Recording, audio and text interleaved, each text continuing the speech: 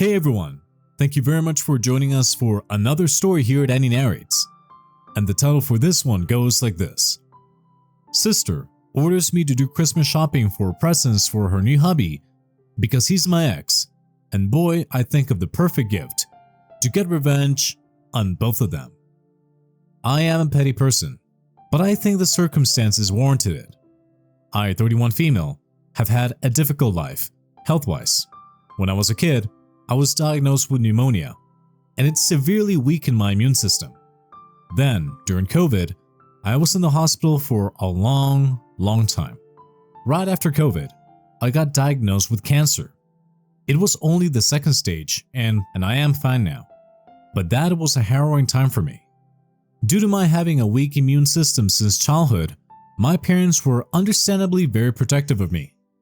Any slight indication of an illness and I was rushed to the hospital because anything could have been life-threatening for me. I have a host of mental issues because of this, but at the end of the day, I understand why they had to be this way. Caring for a sick child is not easy at all. My father especially used to give in to all my demands, but my mother was an important reason why I didn't turn to be an entitled brat. It strained my relationship with her for years, but as I grew older, I realized what she did was the correct thing to do and thanked her profusely for helping me become a good human. I have an elder sister, Melody, 41 female, and a brother named Jonah, 33 male between us. Since Melody was 12 and Jonah was 4 when I contracted pneumonia and mom and dad were very occupied with me for a few months, they encouraged Melody to spend time with Noah, but she hated him. She would let him cry for hours, would not play with him, and even beat him up. My parents were horrified at this, and when they asked her, she just said that he was a lot of work, and she didn't want to be responsible for him. It wasn't an ideal situation, but my parents got it, and they tried to shift her attention to me. It wasn't anything major, but just keep an eye on me when they're with Jonah, or if mom is trying to sleep and dad is at work. But no, she didn't do that either. And I know a lot of people here on Reddit feel that this is parentification and child abuse and whatnot. But honestly, helping out your family in little ways during an emergency, especially when you're a teen, is not abuse. It's basic decency. Anyway, my parents knew that they could not force her to do things, and she knew that as well. So, for the entire time I was sick, Melody was a B-word to everyone, and Jonah, being 4, was hyperactive and destructive. So the house was very chaotic, and my mom says that she had frequent breakdowns. Once I got better, things got easier at home, until I fell sick again, within the next 6 months. Mom was at her wit's end by then, but surprisingly, Jonah stepped up. He used to come back from school and spend time with me, help mom with me, or just try to be useful around the house. He was just 5 at that time. My parents were really proud of him and spent their now free time with him. This is also when Jonah and I started bonding a lot.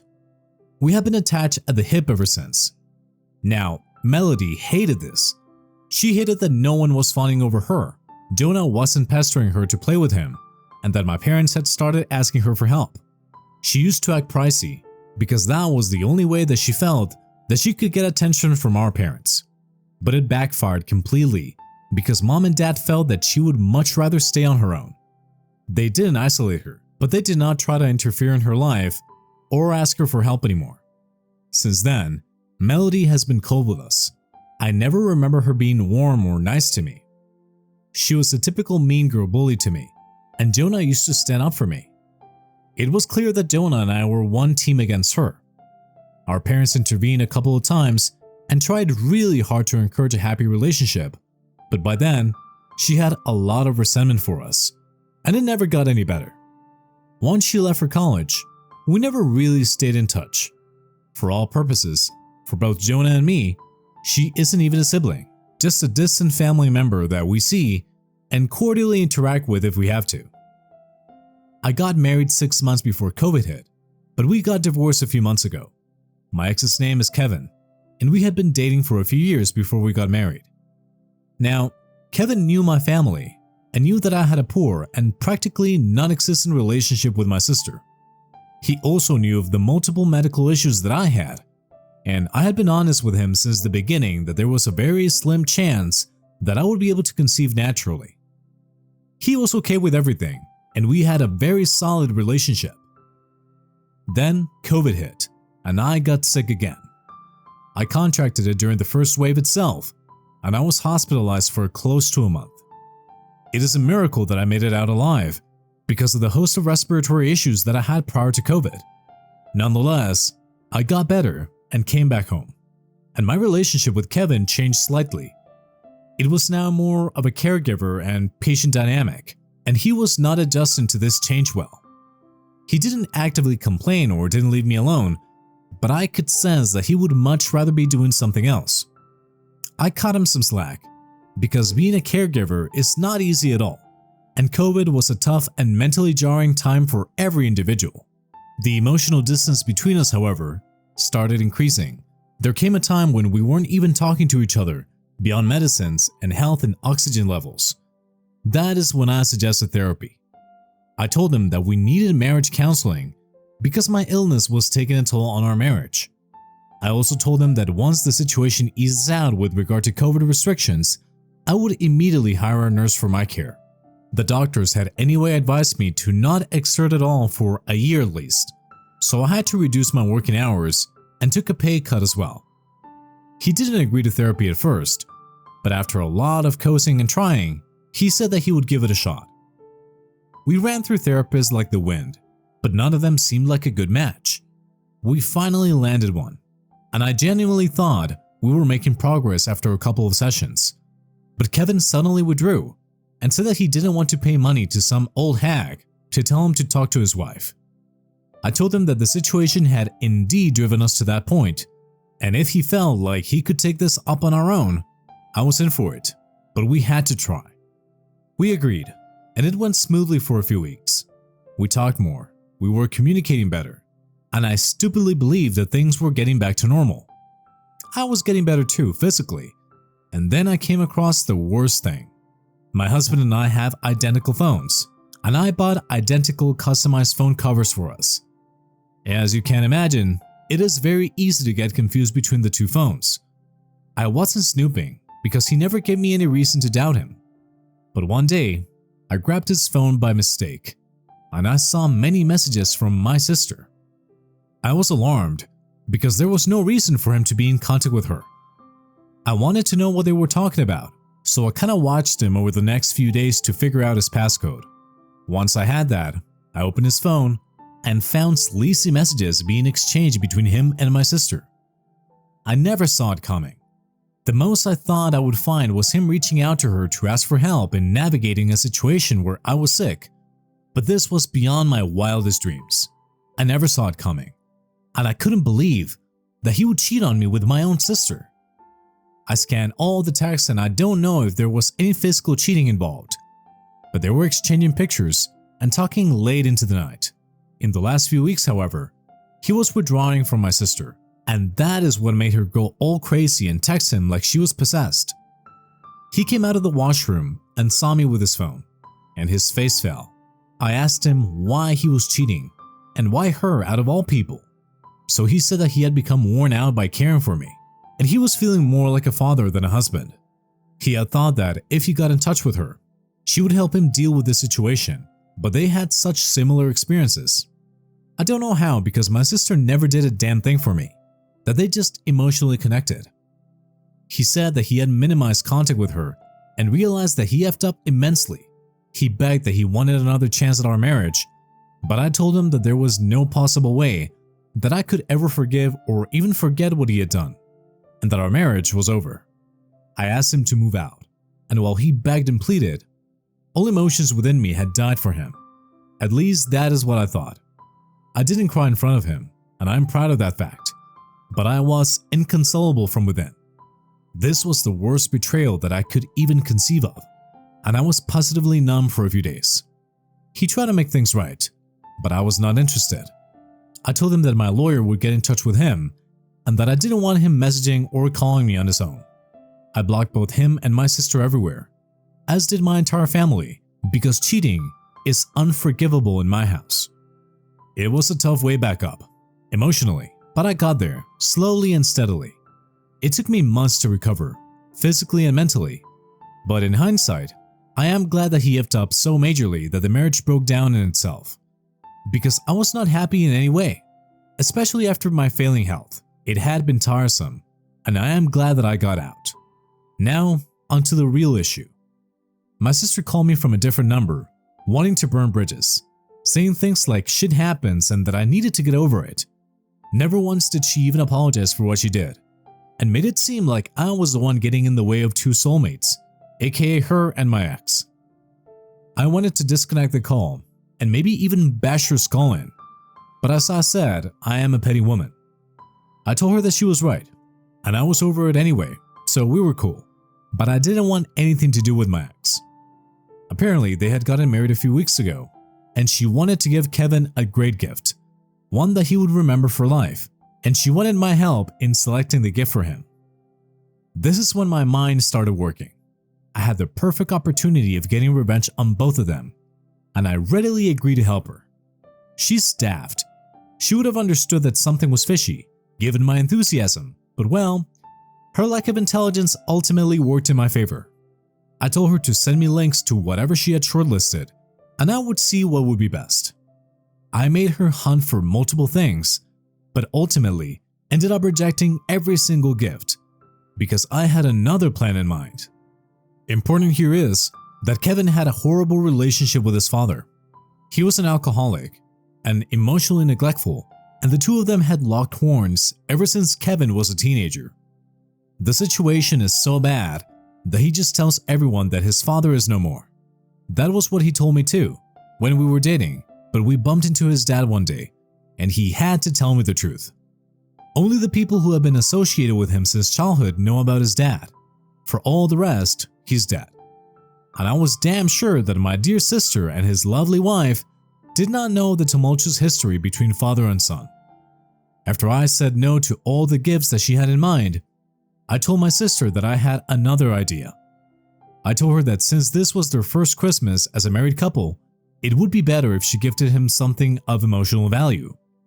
I then told her that I had the contact of a long-lost relative of his, who would be more than happy to meet him and get in touch with him. She leaped at the idea and told me to share the contact as soon as possible. I told her I would. Then I called up his dad and told him that I wanted him and Kevin to have a good relationship, and for that, he would have to pretend to be a distant relative for a few days, till a meetup was planned. He was up for the idea. He knew me and knew of me, so that was not a problem at all. I sent the contact to Melody and waited for hell to break loose.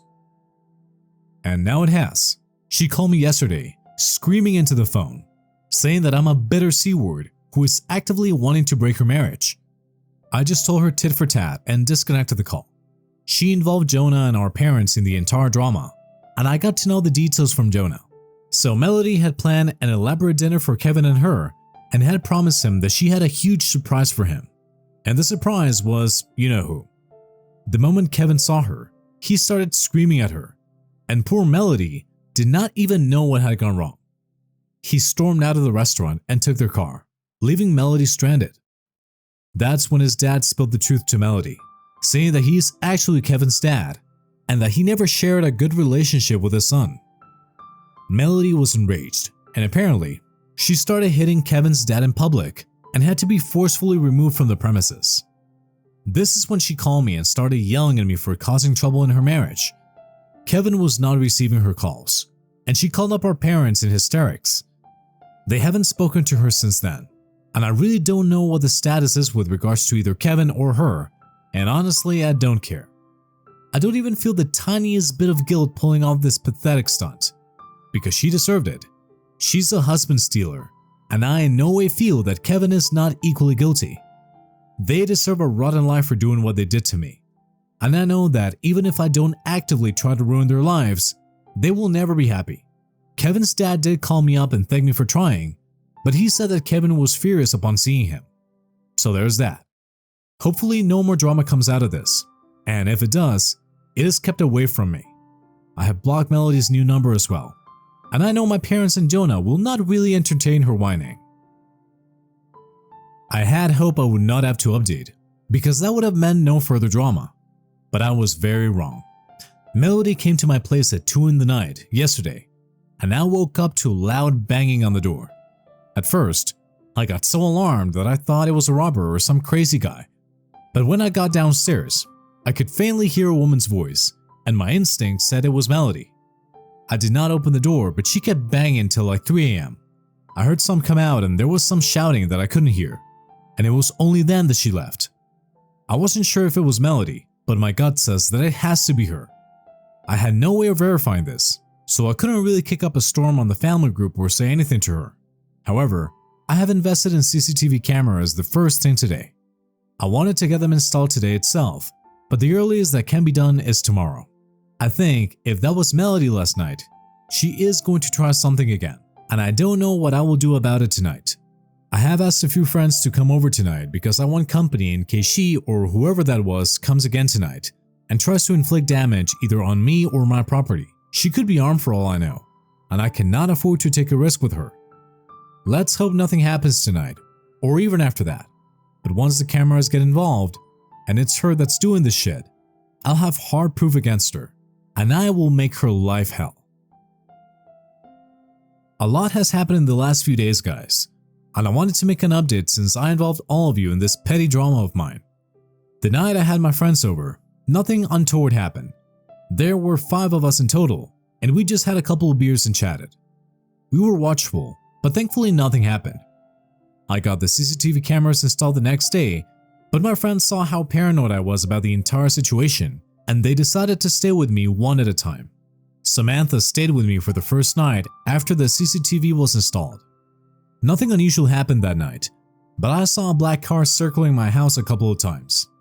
It felt weird and shady, but it wasn't incriminating enough, so I let it go. The next day, Zane stayed with me. We again saw the same car stalking the house, and Zane went out to check what was up. As soon as he went out, however, the car fled and didn't come back.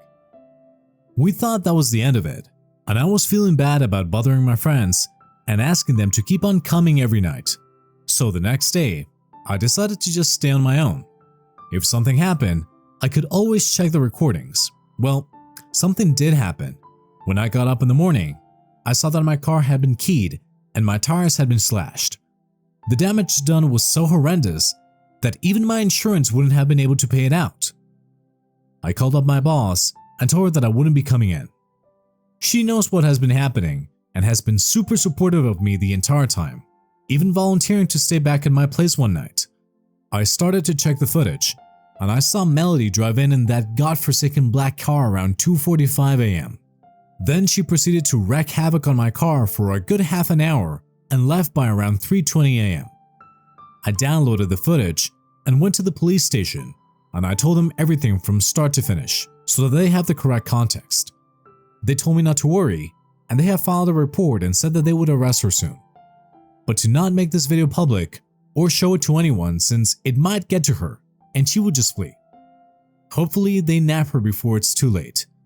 I'm going to screw that little B-word to hell and beyond. Melody has been arrested. Jonah called me saying that she had called him up, asking him to bail her out, but he refused. She started crying on the phone then, saying that even Kevin had refused to bail her out. Apparently, this is not the first of its kind offense for her. She has been charged with vandalism once before, we did not know about it, and for destruction of property when she was straight out of high school. So her misdemeanors are making the police take this case seriously. I did not know about all this because this makes things even more serious.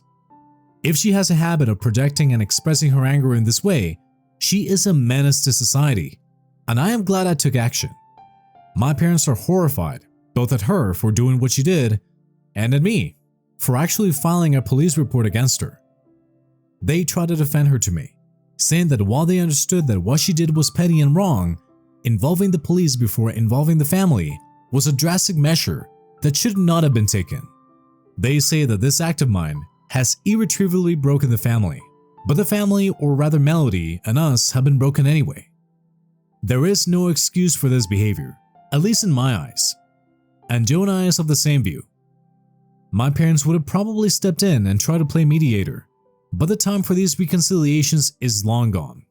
Melody is not my family, and nothing can change that for me. In other news, I had thought that Kevin would reach out to me to lash out at me for involving his dad in this drama and using his secrets against him, but none of that happened.